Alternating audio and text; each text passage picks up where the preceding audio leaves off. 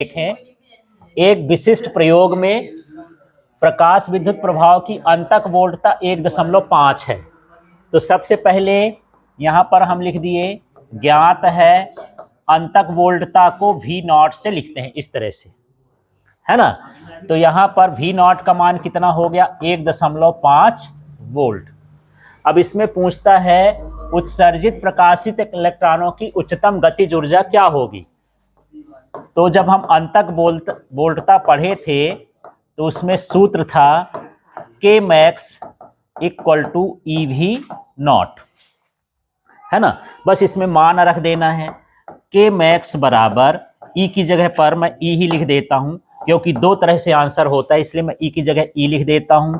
और V not की जगह कितना हो गया, 1.5 वोल्ट, माने 1.5 इलेक्ट्रॉन वोल्ट।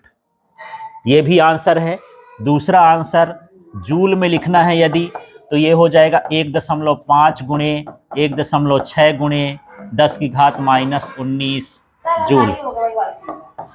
नहीं, पर आंसर यदि अलग दिया हो, ऑप्शन में जूल में दिया हो, तब फिर करना पड़ेगा आगे, इसलिए इसको भी देखना है।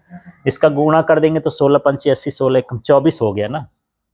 2.4 गुणे 10⁻⁻19 जूल।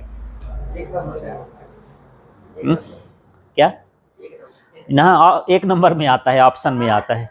बस थोड़ा दो चीज़ों को समझाना पड़ेगा यहाँ पर ना, कैसा कहाँ पर आंसर देना है, ठीक है।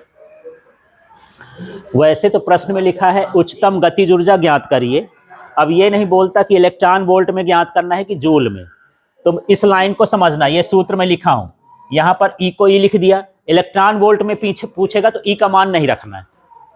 और किसका मान रख दिए, V नॉट का, ये दिया ही है। इसका गुणा करेंगे 1.5 इलेक्ट्रॉन वोल्ट, ये भी ऊर्जा का सूत्र है। यदि मान लो आपको ऑप्शन में दे दिया और आंसर में 1.5 इलेक्ट्रॉन वोल्ट दिया है, तो फिर आगे करने की जरूरत नहीं, इतना ही कर देंगे, ठीक है। लेकिन जूल में देगा तो यहाँ पर जो E का मान है 1.5 लिखे, यहाँ E का मान है, ये मान रख देंगे, गुणा कर देंगे, तो इस तरह से ये मान आ जाएगा।